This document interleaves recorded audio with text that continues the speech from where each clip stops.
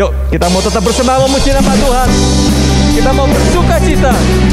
Allah kita sembah, Allah yang sangat heran buat kita. Haleluya.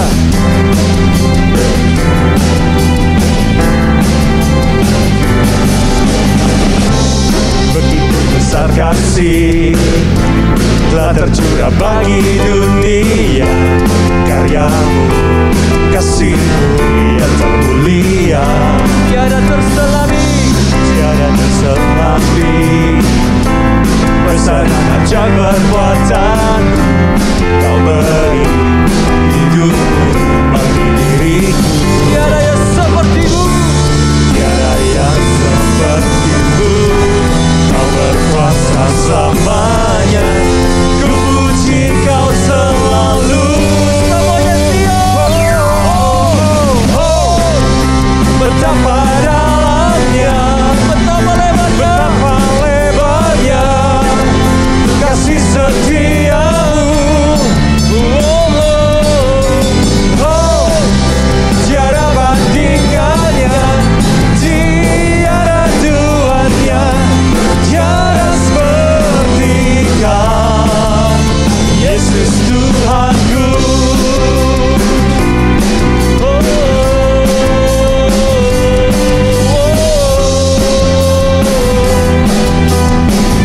Katakan begitu besar, begitu besar kasih telah tercurah bagi dunia, karyamu, kasihmu yang termulia, tiada terselami. Besar dan berkuatan Kau beri hidupmu bagi diriku. Tiada yang sepertimu, tiada yang sepertimu. Kau berkuasa selamanya, ku puji Kau selalu. Betapa dalamnya, betapa lebarnya kasih setiamu. Tiada bandingannya, tiada duanya, tiada seperti Kau, Yesus Tuhanku. Tiada bandingnya, betapa lebarnya kasih setiamu. Tiada bandingannya, tiada duanya, tiada seperti Kau, Yesus Tuhanku.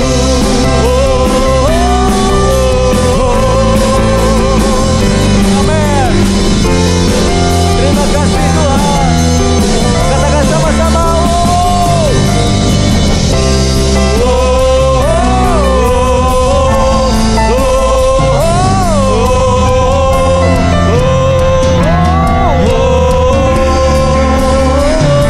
Sekali lagi.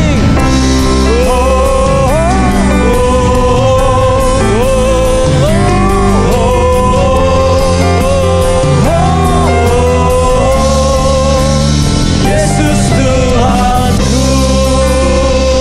Berikan suara-suara yang mulia Allah kita. Haleluya. Musim akan selalu berganti, kasih Tuhan tetap abadi, tak akan berubah sampai selamanya. Ku tetap percaya, ku yakin Tuhan memberkati. Ku yakin Tuhan melindungi. Burung di udara Tuhan pelihara, karena kasih-Nya. Tuhan selalu menolong.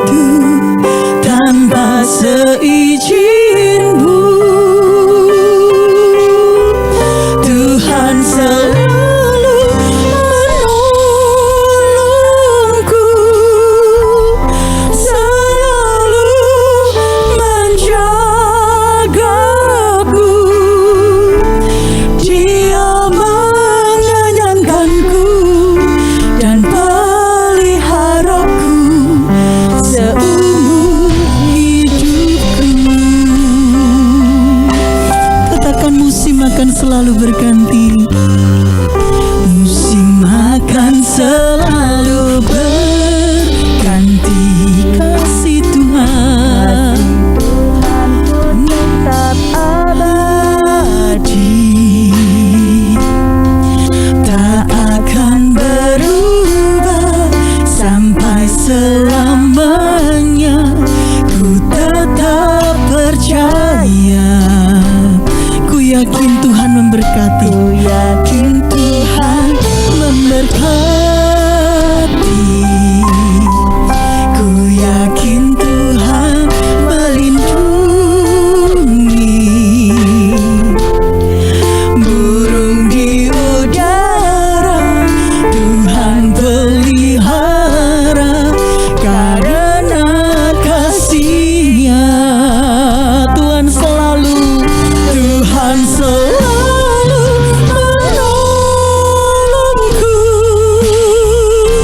selalu menjagaku, sehelai di rambutku tak akan terjatuh tanpa seizin-Mu.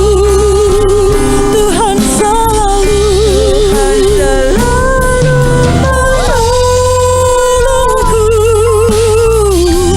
selalu menjagaku. Dia mengenyangkanku dan meliharaku seumur hidupku. Katakan sekali lagi, Tuhan selalu menolongku, selalu menjagaku,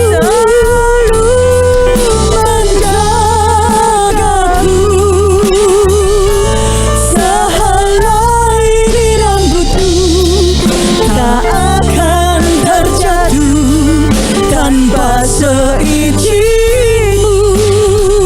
Tuhan selalu menolongku, selalu menjagaku. Dia mengenyangkanku dan peliharaku seumur hidupku.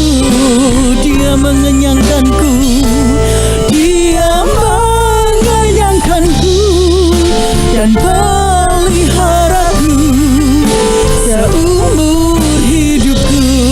Dia mengenyangkanku, Dia mengenyangkanku dan peliharaku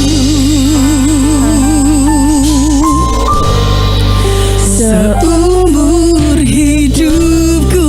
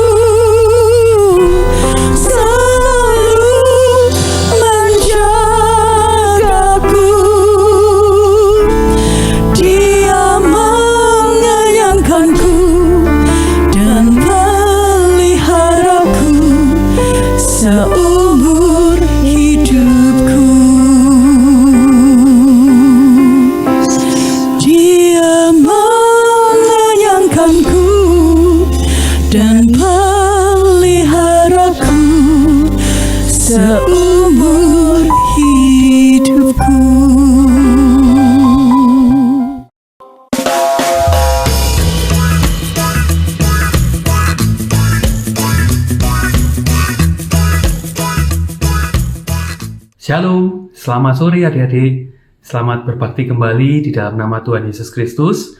Puji Tuhan, pada sore hari ini kita boleh kembali belajar firman Tuhan di dalam Bible Study for Kids.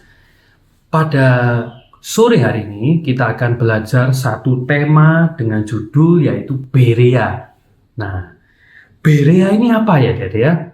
Berea ini, mari kita baca ayatnya, yaitu di dalam Kisah Para Rasul 17, ayat yang ke-10 sampai dengan yang ke-11, Mister bacakan. Tetapi pada malam itu juga, segera saudara-saudara di situ menyuruh Paulus dan Silas berangkat ke Berea. Setibanya di situ, pergilah mereka ke rumah ibadat orang Yahudi. Orang-orang Yahudi di kota itu lebih baik hatinya daripada orang-orang Yahudi di Tesalonika. Karena mereka menerima firman itu dengan segala kerelaan hati dan setiap hari mereka menyelidiki kitab suci untuk mengetahui apakah semuanya itu benar demikian. Adik-adik, di sini kita melihat Berea itu adalah sebuah nama kota. Nah, apa yang terjadi di dalam kota ini sesuai dengan ayat yang kita lihat, ya, Mister mau tunjukkan satu peta, adik-adik ya. Di sini adik-adik bisa melihat, ini adalah perjalanan pelayanan Paulus dan Silas, ya. Pada waktu itu di zaman gereja mula-mula, Paulus ditugaskan oleh gereja dari Antioquia untuk mengabarkan Injil. Nah, kemudian satu kali Paulus ini tiba di sebuah kota yang namanya Tesalonika. Dan dari Tesalonika ini Paulus bergeser menuju ke sebuah kota namanya Berea. Jadi pada awalnya kalau kalian melihat di sini ya, di sini Paulus itu berhenti di sebuah kota namanya Tesalonika, kemudian dia bergerak menuju ke Berea. Nah, di Tesalonika ini kita akan melihat perbedaan yang terjadi dengan apa yang terjadi di kota Berea. Kita mau melihat terlebih dahulu kisahnya, ya. Jadi seperti yang tadi Mister sudah sampaikan, bahwa Paulus dan Silas mereka sedang dalam perjalanan dan mereka berhenti di sebuah kota yang bernama Tesalonika. Ya, mereka sampai di kota itu dan kemudian dikatakan di dalam setiap kota yang didatangi oleh Paulus dan Silas, mereka datang masuk ke dalam rumah ibadat orang Yahudi pada waktu itu, ke bait Allah orang Yahudi pada waktu itu, yang namanya sinagoga. Ya, nah kemudian ketika Paulus di sinagog, mereka menyampaikan kepada orang-orang Yahudi di sana firman Tuhan. Tentang apa firmannya? Firman Tuhan yang menceritakan bahwa Yesus itu adalah Mesias yang dijanjikan oleh Tuhan ribuan tahun sebelum mereka ada pada waktu itu. Ya, zaman nabi-nabi, zamannya Musa, zamannya Nabi Yesaya, zamannya Nabi Mika. Mereka nabi-nabi ini di dalam perjanjian lama ini menubuatkan bahwa Tuhan akan memberikan penolong, pelepas Mesias atas orang Israel. Dan Paulus mengatakan, menceritakan bahwa yang mereka tunggu itu, Mesias yang mereka tunggu itu yang bernama Yesus, yang sudah mati, disalibkan, dan tetapi pada hari ketiga Yesus bangkit. Ya, dan Yesus inilah juru selamat, Mesias yang sudah dijanjikan oleh Allah orang Israel, Allah Yahweh, untuk menyelamatkan manusia, bukan cuma sekedar orang Israel tetapi seluruh dunia. Nah, Paulus menceritakan panjang lebar, ya, mereka menunjukkan nubuatan-nubuatan apa saja yang digenapi oleh Tuhan Yesus di masa hidupnya. Di sini Mister juga mau menceritakan kepada kalian apa saja kira-kira yang diceritakan oleh Paulus dan Silas kepada kota-kota yang disinggahinya waktu pelayanan. Ya, jadi di dalam kehidupan Tuhan Yesus sejak kelahirannya bahkan sampai kematiannya itu menggenapi begitu banyak nubuatan yang ada di dalam perjanjian lama, yang dinubuatkan ratusan bahkan ribuan tahun sebelum Tuhan Yesus itu lahir, ya. Dan ada seorang ahli teologi, seorang sarjana Alkitab namanya Alfred Edersheim, ya. Dia ini adalah seorang Yahudi yang sudah bertobat menjadi orang Kristen. Dia mengatakan bahwa kehidupannya Yesus, baik dari kelahirannya sampai kematiannya, itu menggenapi kurang lebih 300 nubuatan di dalam perjanjian lama. Itu digenapi nyata di dalam kehidupan bahkan kematiannya Tuhan Yesus. Ya, Mister mau ceritakan beberapa saja. Coba Mister kasih 5 saja nubuatan yang digenapi oleh Tuhan Yesus selama masa hidupnya. Yang pertama, di dalam Yesaya 7 ayat 14 yang dinubuatkan oleh Nabi Yesaya dikatakan, sesungguhnya seorang perempuan muda mengandung dan akan melahirkan seorang anak laki-laki, ia akan menamakan dia Immanuel. Ayo, kira-kira hidup Yesus apa yang menggenapi nubuatan ini? Bahwa seorang perempuan muda akan mengandung dan melahirkan seorang anak laki-laki, yaitu di dalam kehidupan Maria. Maria itu ibu Yesus. Ketika dia mengandung Yesus dari Roh Kudus, itu di dalam usia yang muda, ya, bukan seorang perempuan yang sudah punya anak berkali-kali atau mungkin sudah tua, bukan. Maria adalah seorang muda.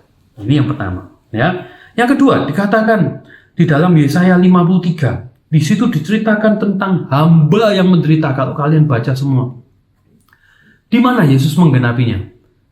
Yesus menggenapinya ketika Yesus disalibkan. Dia sebagai hamba yang menderita seperti yang digambarkan di dalam Yesaya 53. Digenapi di dalam kehidupan Yesus. Kemudian Paulus juga pasti akan menceritakan lagi. Dari Sakaria 9 ayat yang 9 dikatakan, hai putri Yerusalem, lihat rajamu datang kepadamu. Ia adil dan jaya, ia lemah lembut dan mengendarai seekor keledai. Seekor keledai bebat yang muda. Ingat kalian, Yesus satu kali masuk ke dalam kota Yerusalem, dia tidak pakai kereta kuda yang megah. Dia tidak pakai kuda yang besar. Tapi dia cuma pakai seekor keledai. Keledai beban yang muda. Ini tidak umum, adik-adik. Masa ada raja naik keledai? Keledai itu adalah hewan yang dianggap remeh. Bukan memperlambangkan kekuasaan. Ketika orang-orang di zaman itu mau melambangkan kekuasaan, mereka pakai kuda. Kuda yang sehat, yang kuat, yang kencang larinya, yang besar gitu ya. Bukan keledai. Keledai kecil. Tetapi ini dinubuatkan oleh Sakaria dan digenapi oleh Yesus. Berapa banyak orang yang mengeluh-elukan, memuja-muja Yesus pada waktu dia masuk ke dalam Yerusalem dengan mengendarai keledai. Ya, ini baru tiga ya. Kemudian di dalam Mika 5 ayat yang kedua, tetapi engkau, hai Bethlehem Efrata, hai yang terkecil di antara kaum-kaum Yehuda, ya, di situ ditulis lagi, daripadamu akan bangkit bagiku seorang yang akan memerintah Israel, yang permulaannya sudah ada sejak purbakala, sejak dahulu kala. Loh, Nabi Mika itu menubuatkan bahwa dari Bethlehem Efrata itu akan lahir seorang yang luar biasa, yang akan memerintah Israel, yang permulaannya sudah ada sejak purbakala, yang sudah hidup sudah dari zaman sebelum bahkan Adam dan Hawa. Siapa? Yesus. Yesus itu Allah. Allah itu tidak ada tanggal lahirnya. Dari dulu dia ada. Allah ada. Sejak dunia dibentuk, sebelum dunia dibentuk, Allah itu sudah ada. Cuma ketika Yesus, ya, 2000 tahun yang lalu, dia berinkarnasi. Dia mengambil rupa seorang anak. Allah yang mengambil rupa seorang anak bayi pada waktu itu sebagai manusia. Tapi dia Allah. Dan itu lahirnya di mana? Di Bethlehem. 4 kali sudah, ya. Di sini sudah 4 kali ditunjukkan bahwa Yesus itu menggenapi nubuatan dalam perjanjian lama. Ya. Satu lagi, Mister kasih. Dalam 2 Samuel 7 ayat 12 dikatakan, apabila umurmu sudah genap. Ini ceritanya Tuhan berfirman kepada Daud, raja yang paling hebat bagi Israel.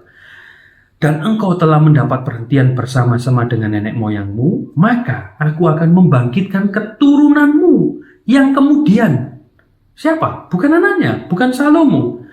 Anak kandungmu dari keturunannya Daud sendiri. Dan aku akan mengokohkan kerajaannya. Ini cerita tentang Yesus. Yesus itu kalau kalian baca di dalam silsilah Yesus, Yesus itu anaknya Raja Daud. Dia keturunannya Raja Daud, ya, keturunan Raja Daud asli, baik dari pihak papanya, baik dari pihak mamanya, dari ibunya, baik dari Yusuf maupun dari Maria. Adik-adik, kalau adik-adik lihat di sini, luar biasa ya.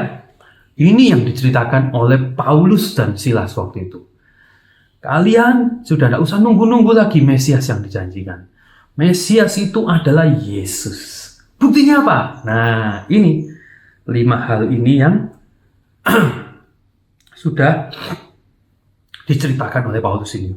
Minimal ini. Mungkin Mister yakin Paulus waktu itu pasti mengerti lebih banyak ya. Seperti yang dikatakan Alfred Edersheim, ada minimal 300 nubuatan yang digenapi Yesus. Mungkin sama Paulus diceritakan semua di sinagog itu, di bait Allah itu.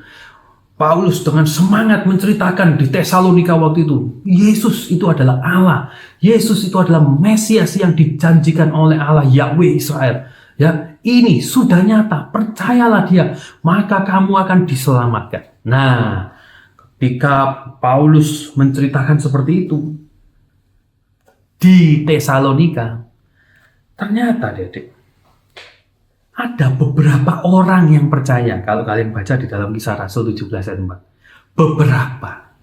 Tetapi di dalam Kisah Rasul 17 ayat 5 dikatakan banyak orang percaya, orang yang tidak percaya. Orang-orang Yahudi yang tidak percaya. Waktu itu mereka mengumpulkan banyak orang untuk menyerang Paulus. Mereka tidak suka dengan Paulus. Akhirnya apa? Firman Tuhan itu sudah diberitakan. Paulus sudah memberikan penjelasan panjang lebar.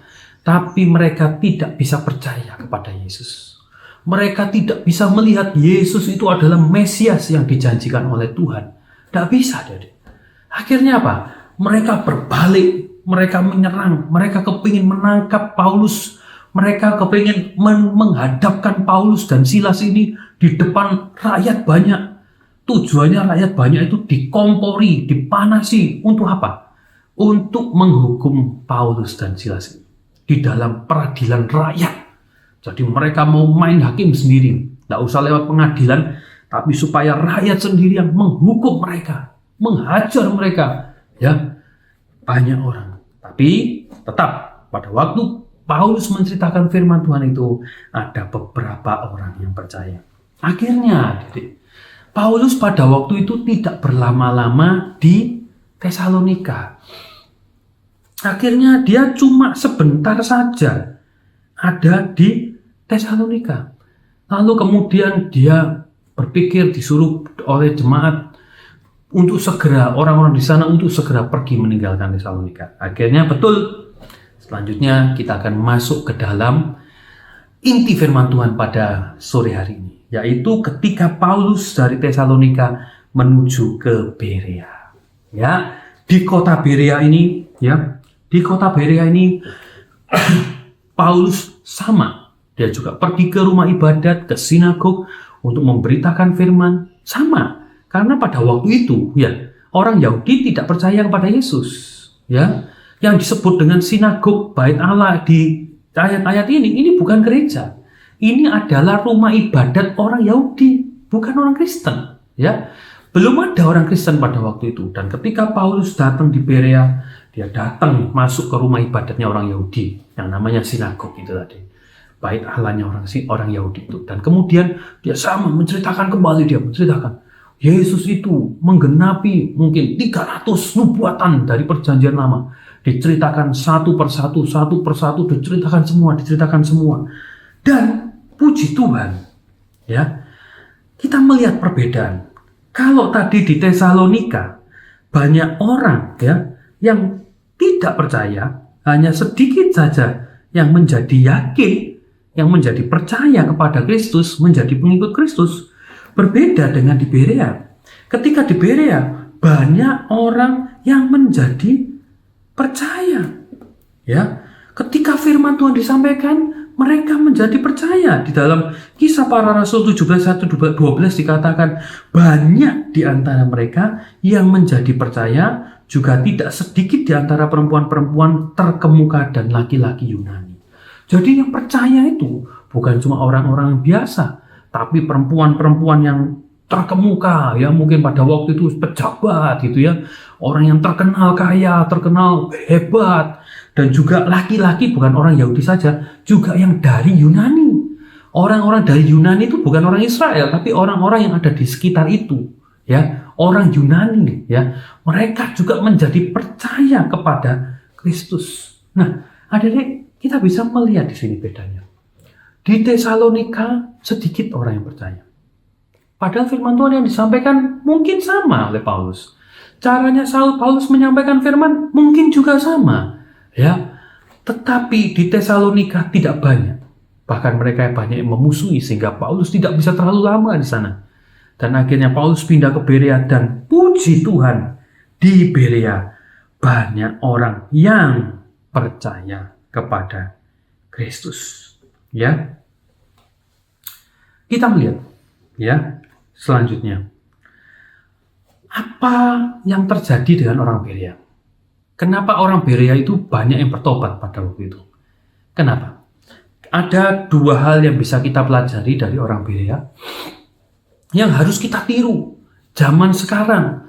Ketika kalian mendengarkan firman Tuhan, supaya banyak di antara kalian yang percaya dan firman Tuhan itu masuk dalam hati kalian dan firman Tuhan itu bertumbuh. Nah, kita lihat apa yang terjadi, mengapa orang Berea itu bisa begitu mudah untuk mempercayai.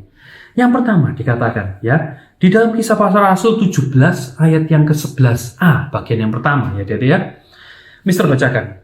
Orang-orang Yahudi di kota itu lebih baik hatinya daripada orang-orang di Tesalonika, karena mereka menerima firman itu dengan segala kerelaan hati.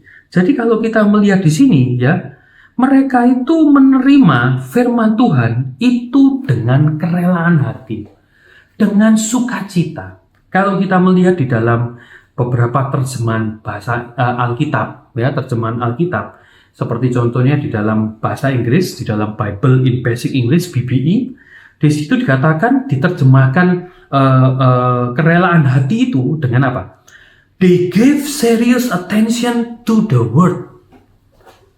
Jadi orang-orang Berea itu ketika dia mendengarkan Paulus, dia itu memberikan perhatian yang serius, yang sungguh-sungguh kepada firman Tuhan yang disampaikan oleh Paulus.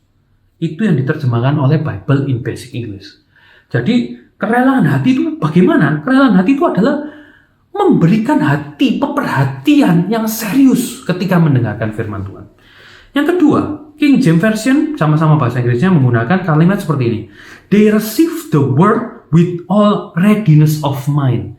Mereka menerima firman Tuhan yang disampaikan oleh Paulus itu dengan segala pikiran yang siap. Pikiran yang siap, ya. Dan di dalam bahasa Indonesia, terjemahan yang lama dikatakan mereka menerima firman itu dengan sukacita. Adik-adik, di sini kita belajar. Ketika kita mendengarkan firman Tuhan, kita bisa menolak seperti orang Tesalonika, tapi kita juga bisa menerima firman itu seperti orang Berea. Kita bisa menolak firman Tuhan dan firman Tuhan tidak pernah bertumbuh dalam hidup kita dan tidak pernah mengubahkan kita seperti orang Tesalonika, atau firman Tuhan itu bisa kita terima, kita dengar, kita percaya, kita berubah, dan hidup kita menjadi lebih baik, kita bertumbuh menjadi serupa dengan firman Tuhan yang disampaikan seperti orang Berea. Itu pilihan kita. Itu pilihan kita. Orang Berea memutuskan ketika dia mendengarkan firman Tuhan, dia memberikan perhatian yang serius. Dia memberikan seluruh pikirannya, dibuka pikirannya. Pikirannya siap. pikirannya itu dibuka untuk kemudian diisi dengan firman Tuhan yang disampaikan oleh Paulus dengan sepenuh-penuhnya, dibuka sepenuhnya supaya mereka bisa masuk semua firman-Nya dan mereka menerima firman itu dengan sukacita.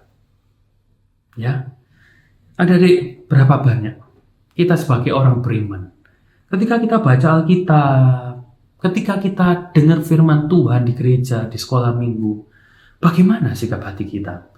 Bagaimana pikiran kita? Bagaimana hati kita? Apakah kita bersuka cita atau kita ngomel? Apakah kita menerima firman Tuhan itu dengan kesiapan? Apakah kita tidak menerima firman Tuhan itu dengan kesiapan? Kita lebih sibuk memikirkan yang lainnya. Kita lebih sibuk untuk tidur bahkan di dalam gereja. Ya.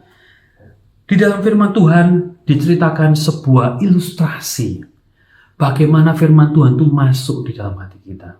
Bisa seperti orang Tesalonika, bisa seperti orang Berea. Kita lihat di dalam Matius 13 ayat 1 sampai 23 diumpamakan hati kita ini seperti tanah di mana Tuhan adalah penabur yang sedang menaburkan benih. Ada 4 macam, kita semua tahu. Ya, kita tidak akan bahas semua terlalu lengkap, terlalu panjang. Kita akan lihat yang pertama, ada hati seperti pinggir jalan. Hati itu seperti tanah di pinggir jalan. Artinya apa? Itu adalah tanah yang keras. Mungkin tanah yang sesekali sering dilewati oleh mobil, dilewati oleh orang. Akhirnya tanahnya itu menjadi padat dan menjadi keras. Nah, mungkin mengeras, sangat keras ya. Karena kalau tidak keras dilewati kendaraan maka bisa kan terperosok. Jadi pasti keras kalau namanya jalan, ya. Nah, benih firman Tuhan, benih kalau ini misalnya penabur itu menaburkan benih jagung atau benih apa gitu ya. Benih tumbuhan apa gitu ya, tanaman apa gitu ya. Ketika dilemparkan dan jatuh di atas tanah yang keras ini, benih itu tidak bisa masuk. Tidak bisa masuk ya. Dan ketika benih itu cuma ada di luar, maka benih ini akan diambil oleh burung-burung yang ada. Burung suka makan benih. Ketika penabur itu melemparkan benihnya, maka si burung-burung ini kelihatan, wah ada benih yang tidak bisa masuk. Langsung dia turun, dikejar, dimakan, diambil, sudah. Firman Tuhan itu tidak pernah masuk di dalam hati kita. Inilah gambaran orang yang tidak mendengarkan firman Tuhan dengan hati yang siap. Inilah orang yang ketika dia mendengarkan firman Tuhan, pikirannya itu tidak siap mendengarkan Tuhan, tapi ditutup. Atau isinya sudah terlalu banyak dengan yang lainnya. Mungkin dia mikir tentang gamenya, mungkin dia mikir tentang IG-nya, sosial medianya, mungkin dia mikir tentang ujian yang akan dihadapi besok. Mungkin dia mikirkan komik-komik yang sedang dibaca, film-film yang sedang film-film yang sedang dilihat, dan lain sebagainya. Mungkin hal-hal yang lain, hobi-hobinya, ya, koleksi-koleksi kartunya. Mungkin kalian ada yang koleksi-koleksi kartu dari karakter-karakter game. Kalian mungkin ada yang suka hot toys, mainan-mainan yang koleksi-koleksi seperti itu, atau mungkin yang lainnya. Hal-hal seperti itu memenuhi pikiran kalian. Sehingga ketika kalian mendengarkan firman Tuhan, pikirannya seperti tertutup atau penuh dengan hal-hal yang lain. Sehingga firman Tuhan tidak bisa masuk. Hati kalian terpaksa. Ketika kalian diajak ke gereja, kalian tidak mau. Kalian tidak kepingin ke gereja. Kalian males. Kalian kepingin di rumah. Ketika seperti itu terjadi, maka hati kalian itu seperti menutup, seperti keras hati kalian. Firman Tuhan disampaikan, masuk kiri, bukan keluar kanan. Masuk kiri, keluar lagi. Tidak sampai masuk. Ya, lumayan kalau masuk kiri, keluar kanan. Mungkin ada yang nyantol-nyantol sedikit. Tapi ini tidak masuk kanan, keluar lagi. Tidak pernah masuk sama sekali. Ya, jadi itu yang terjadi. Hati seperti pinggir jalan. Kalian gak peduli ketika kalian mendengarkan firman Tuhan. Ya, guru kalian menyampaikan firman Tuhan, kalian ngobrol, kalian tidur. Mister pernah satu kali melihat ada orang-orang di gereja. Dia sudah datang ke gereja, Dia sudah mendengarkan firman Tuhan. Tapi sepanjang firman dia tidur, merem. Dari awal firman sampai pulang, dia terbangun cuma karena diajak pulang sama pendetanya, ya, karena ibadah sudah selesai. Ya, ada orang-orang yang lain dari awal sampai akhir main game. Dan gamenya ini menjadi burung yang akan mengambil setiap firman Tuhan yang ditaburkan oleh gembala, oleh pendeta, oleh guru-guru sekolah minggu. Ketika kalian main game, coba kalian rasakan, pikirkan. Bisa nggak kalian menerima apa yang disampaikan? Mungkin bisa, ada beberapa orang yang mengatakan bisa. Bisa, aku sambil main game, sambil dengarkan bisa. Tapi Mister yakin, benih firman Tuhan itu masuk, tidak pernah masuk dalam hatinya. Dia mungkin cuma berhenti di sini di ingatannya, dan mungkin akan lupa. Terbukti apa? Ketika pulang, kalau kalian pada waktu kalian sekolah minggu, kalian cuma main game, kalian cuma ngobrol sama teman kalian. Coba, kalau kalian ditanya sama mama papa kalian, ya, ayo tadi firmannya apa nyo? Tadi firmannya apa? Mungkin kalian lupa. Kalian mungkin tidak tahu, kalian masih ingat-ingat tentang apa tadi ya. Tidak ingat sama sekali. Artinya apa? Di sini aja tidak masuk. Apalagi di dalam hati kalian. Tuhan kepingin setiap firman Tuhan itu masuk dalam pikiran, lewat telinga kita, pendengaran kita, masuk dalam pikiran, turun dalam hati kita. Kita meyakini, kita mengimani, kita bersuka cita akan firman Tuhan yang disampaikan itu. Itu yang diharapkan oleh Tuhan. Tapi orang yang keras, segala firman Tuhan itu akan berhenti cuma di permukaan, di luar, dan akan terbuang begitu saja. Ya. Yang kedua, tidak bisa dijelaskan hati yang seperti tanah berbatu. Yang ketiga, hati seperti semak duri. Ya, ini adalah firman Tuhan yang sempat masuk, tetapi di dalam kehidupan sehari-hari firman Tuhan itu mati. Dan yang keempat, yang diharapkan oleh Tuhan adalah ketika firman Tuhan itu masuk di dalam hati kalian, firman Tuhan itu bertumbuh, masuk di tanah yang subur, kalian terima. Artinya apa? Kalian dengar, kalian mengerti, kalian simpan di dalam hati kalian, dan kalian lakukan di dalam hidup kalian. Itulah hati yang siap, hati yang terbuka untuk firman Tuhan. Kalau hati tidak terbuka, tidak akan bisa benih itu masuk. Mari kita mau nyiapkan. Mungkin kalian kalau ke gereja, ya, Mister pernah ya, kalau kalian datang, Mister ini kalau datang ke bagian pagi itu mungkin agak berat gitu ya. Karena kan pagi gitu ya, masih dingin, enak, masih ngantuk gitu ya. Kadang itu ke gereja ya dengan cemberut, dengan tidak bersemangat. Aduh, ke gereja lagi, capek rasanya. Kalau Mister melakukan seperti itu, dijamin ketika Mister sampai di gereja, Mister dengar firman Tuhan, hati tidak siap. Pasti tidak akan dapat firman Tuhan apa-apa. Firman Tuhan yang disampaikan itu pasti tidak masuk di dalam pikiran, tidak masuk di dalam hati. Pasti hari itu terbuang sia-sia. Hari itu Mister ke gereja dengan sia-sia. Tapi meskipun Mister kadang lelah, ngantuk, kemudian Mister katakan, Tuhan, aku tidak mau Tuhan. Aku kepingin hari ini datang ke gereja dengan sungguh-sungguh. Aku harus dapat berkat dari Engkau Tuhan. Nah, terus kemudian Mister mulai nyanyi-nyanyi, memuji Tuhan karena tahu bahwa hari ini harus siap, hati ini harus siap, pikiran ini harus siap, ya. Mister buang segala pikiran-pikiran yang mencari kesukaan dunia, tidak mau, susah. Wis, siapkan untuk mendengarkan firman Tuhan.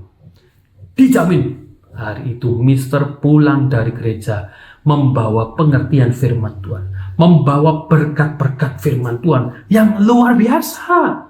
Dan hati ini disegarkan, ada sukacita dari Tuhan yang melimpah keluar. Ini penting. Bagaimana sikap hati kita? Apakah kita menjadi orang seperti hati yang seperti jalan raya, yang keras, yang menutup, tidak siap, seperti orang Tesalonika, atau seperti tanah yang lembut, yang dikatakan dalam firman Tuhan, orang Berea itu baik hatinya itu baik, mau menerima firman Tuhan, ya, mau menerima firman Tuhan, hati yang lembut, hati yang siap, pikiran yang siap, ya. Hati yang sukacita untuk mendengar firman Tuhan. Ya, kalian perlu mengerti adik-adik. Firman Tuhan itu begitu luar biasa. Di dalamnya itu terkandung begitu banyak firman Tuhan yang luar biasa. yang akan menguatkan kita, yang akan menumbuhkan kita semakin indah di dalam Tuhan. Ya, kita perlu untuk memiliki hati yang seperti ini. Nah, permasalahannya seperti ini. Mungkin kalian bertanya, oke Mister, aku tahu, aku harus punya hati yang siap. Masalahnya, untuk punya hati yang siap untuk datang ke gereja, untuk mendengar firman, untuk baca Alkitab di rumah, itu mual sih minta ampun. Ya, rasanya berat sekali, rasanya susah sekali, rasanya seperti mendorong beban yang berat. Tidak gampang. Mister paham dan Mister tahu bagaimana caranya supaya mendengarkan firman Tuhan itu menjadi sesuatu yang sukacita, menjadi sesuatu yang menyenangkan. Mister tunjukkan beberapanya. Ya, nah, hati seperti tanah yang subur. Bagaimana membuatnya? Yang pertama dikatakan di dalam 1 Yohanes 2 ayat 15, janganlah kamu mengasihi dunia dan apa yang ada di dalamnya. Jika orang mengasihi dunia, maka kasih akan Bapa tidak ada di dalam orang itu. Nah, adik-adik, kalau kalian kepingin bisa mengasihi Tuhan, ya, mengasihi firman Tuhan, haus akan firman Tuhan, haus dan lapar akan firman Tuhan, jangan kalian mengasihi dunia. Kasih akan dunia itu dibuang. Karena itulah yang membuat kalian tidak bisa mengasihi Tuhan. Kasih Bapa tidak ada di dalam orang itu. Kasih akan Bapa. Kalian tidak bisa mengasihi Tuhan karena kalian terlalu mencintai dunia. Adik-adik, kita perlu mengerti. Ketika kita lebih mengasihi dunia, kita tidak mungkin mengasihi Tuhan. Di dalam ayat yang lain dikatakan, tidak ada seorang pun yang dapat mengabdi kepada dua tuan. Kalian tidak bisa mengabdi kepada dunia, cari uang, cari kesukaan-kesukaan dunia, tapi juga mengejar Tuhan. Nggak bisa. Kalian berusaha menyenangkan, mencari apa yang menyenangkan dari dunia, kalian mengejar kesukaan dunia, tapi kalian juga pengen dapat kesukaan dari Tuhan. Nggak bisa. Kalian harus pilih salah satu. Nah, caranya gimana? Coba dari awal, kalian koreksi hati kalian. Apa hal-hal dunia yang membuat kalian itu terikat? Misalnya gadget, misalnya game. Lebih baik kalian hapus, uninstall itu gamenya. Ketika ada seseorang yang terikat dengan sosial media, beberapa waktu yang lalu Mister mendengar satu kesaksian. Ada seorang itu terikat sama TikTok, ya. Ketika dia sudah scroll TikTok, dia itu bisa menghabiskan sampai 6 jam di dalam satu hari. Satu kali ya, 6 jam. Cuma duduk sambil scroll sambil ngantuk-ngantuk, sambil scroll sambil ngantuk-ngantuk ini. 6 jam dia bisa membuang waktu. Waktu itu banyak orang yang mengingatkan dia, kamu sudah terlalu terikat. Akhirnya dia sadar, dia memutuskan dihapus, di-uninstall TikToknya. Kita perlu mengerti, TikTok, Instagram, sosial media, YouTube, game, bahkan sekalipun itu tidak dosa. Tapi kita sebagai manusia yang bisa membuatnya menjadi berdosa bagi diri kita sendiri terhadap Allah. Kalau kita menjadi terikat, kalau kita menjadi mengasihinya, kemudian kita jadi tidak bisa mengasihi Tuhan, kita jadi melupakan Tuhan, maka hal-hal yang netral itu akan membuat kita menjadi jauh dari Tuhan. Kalian tidak akan bisa. Mister mau kasih satu kesaksian, adik-adik. Ya, berapa tahun yang lalu, lebih dari 10 tahun, lebih dari beberapa belas tahun yang lalu. Ya, Mister itu suka nonton film, ya. Mister kalau beli DVD berapa? Sekali beli itu di satu mall gitu ya. Beli itu 10, 15 DVD film, ya. DVD film. Nah, waktu itu zamannya belum ada yang streaming seperti sekarang, ya. Jadi semuanya itu DVD film. Sekali beli 15. Sekali nonton sepanjang sore bisa 2-3 film, ya. Terus kemudian itu Mister rasakan ketika Mister terikat dengan tontonan untuk baca Alkitab, untuk berdoa setiap pagi, itu beratnya minta ampun, itu sulitnya minta ampun. Kalau kalian menghadapi seperti apa yang Mister hadapi dulu, kalian coba buang semua kesukaan itu. Game-game kalian uninstall. Loh, Mister, waktu nganggurku dipakai buat apa lalu kalau aku tidak punya mainan? Baca Alkitab, berdoa. Lebih baik kalian tidur kalau kalian tidak punya aktivitas. Lebih baik kalian melakukan hal-hal yang lain, yang lebih produktif seperti belajar, membantu orang tua. Jangan sampai kalian terikat dengan segala gadget-gadget itu. Kalian usahakan, kalian paksakan, dan kalian perbanyak terus baca Alkitab, baca Alkitab, baca Alkitab, baca Alkitab. Kalian akan mengasihi Tuhan lebih daripada dunia ini. Dan itu semua bukan karena orang lain, tapi karena diri kalian sendiri yang harus memutuskan. Di dalam Lukas 5 ayat 39 dikatakan, dan tidak seorang pun yang telah minum anggur tua ingin minum anggur yang baru, sebab ia berkata anggur yang tua itu baik. Anggur yang tua itu adalah anggur yang beralkohol, anggur yang memabukkan orang. Kalau dia sudah mencintai dunia, kalau dia sudah mencintai gadgetnya, mencintai gamenya, mencintai tontonan-tontonannya, dia itu jadi seperti orang mabuk. Coba bayangkan, pernah nggak ketika kalian lagi main game, lagi push rank, lagi ngejar ranking, ya, lalu mama kalian manggil kalian, ya, apa yang kalian lakukan? Beberapa anak jadi marah, beberapa anak pura-pura nggak dengar, beberapa anak menjadi anak yang tidak menghormati orang tua hanya karena terikat game. Karena apa? Game itu menjadi anggur tua yang memabukkan. Dia jadi seperti orang mabuk.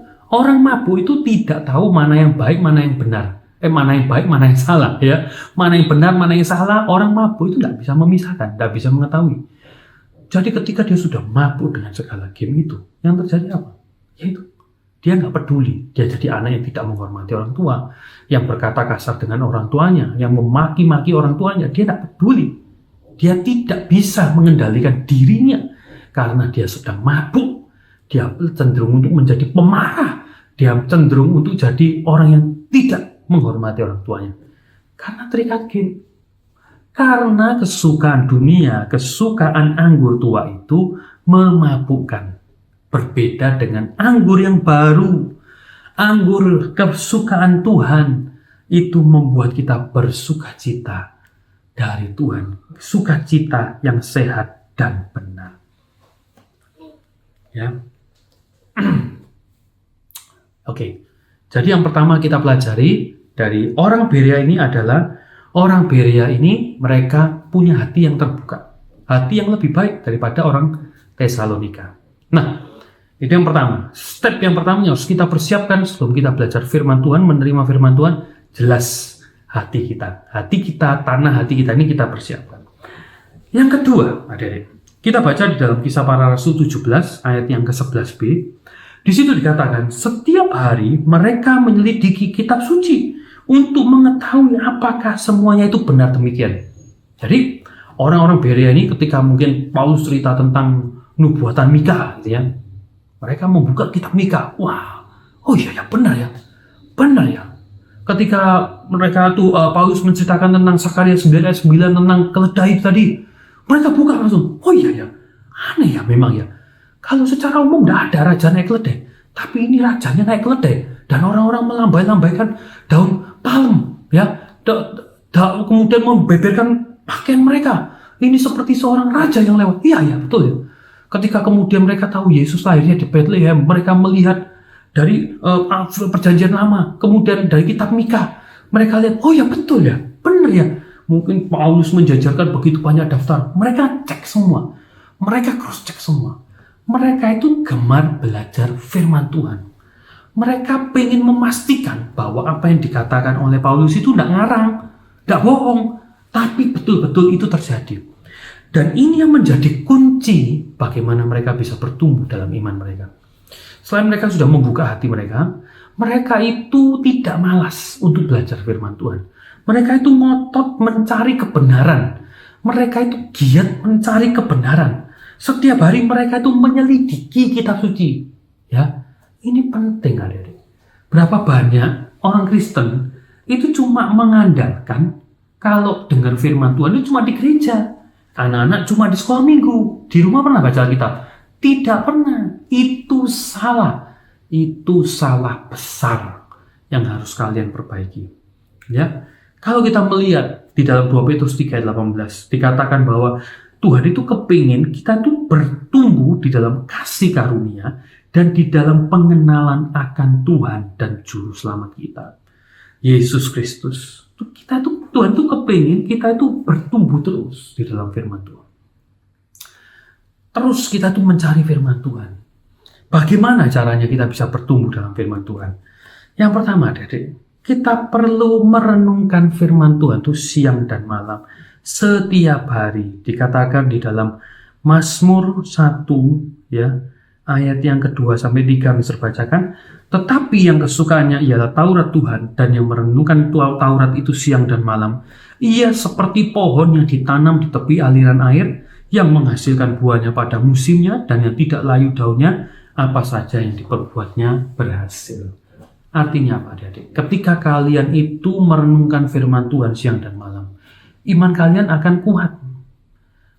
Iman kalian akan kuat dan iman kalian akan bertumbuh.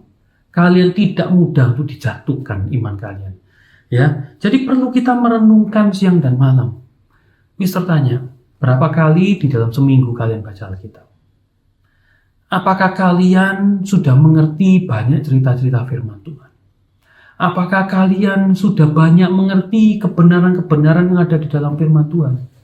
Kalau kalian jarang baca Alkitab, pasti kalian tidak akan mengerti banyak kebenaran firman Tuhan. Dan itu tidak Tuhan kepingin. Tuhan kepingin kalian untuk bertumbuh terus di dalam firman Tuhan.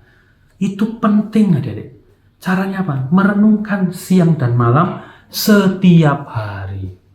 Merenungkan ya. Merenungkan itu bukan cuma dibaca, tapi direnungkan. Ketika kalian baca Alkitab, seperti contohnya ya, Mazmur 1 ayat 2 sampai 3 tadi, kalian baca, yang kesukaannya ialah Taurat Tuhan, dan merenungkan Tuhan Taurat itu siang dan malam. Ia seperti pohon yang ditanam di tepi aliran air, yang menghasilkan buahnya pada musimnya.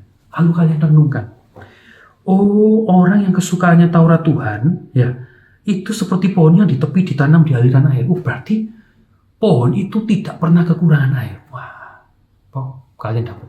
Kalian pikir lagi, kalian renungkan lagi.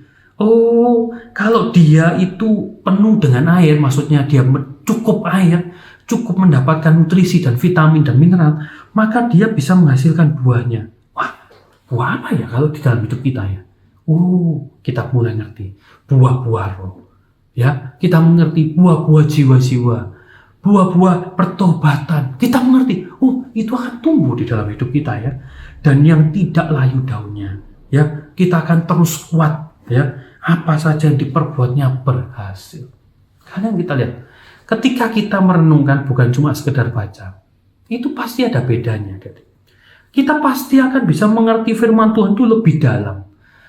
Kita mau mengerti di dalam satu pasal itu apa yang Tuhan ingin katakan, ya. Oleh karena itu renungkan, bukan bacalah, bukan cuma baca, renungkan firman Tuhan. Mungkin kalian bacanya nggak bisa cepat, nggak apa-apa. Tapi setiap hari, pagi, siang, malam, kalian renungkan firman Tuhan.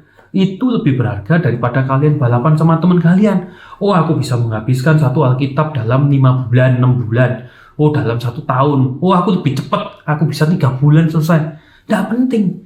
Yang penting, perlu ya. Kita perlu baca seluruh Alkitab. Tapi ada baiknya. Akan lebih baik ketika kita merenungkan satu persatu, sampai kita mengerti. Misal kalian merasa ada ayat-ayat yang sulit, tidak apa-apa, kalian lompat dulu. Tapi lain kali kita cari lagi. Nanti ketika gilirannya sudah muter ke ayat itu, kalian coba renungkan lagi.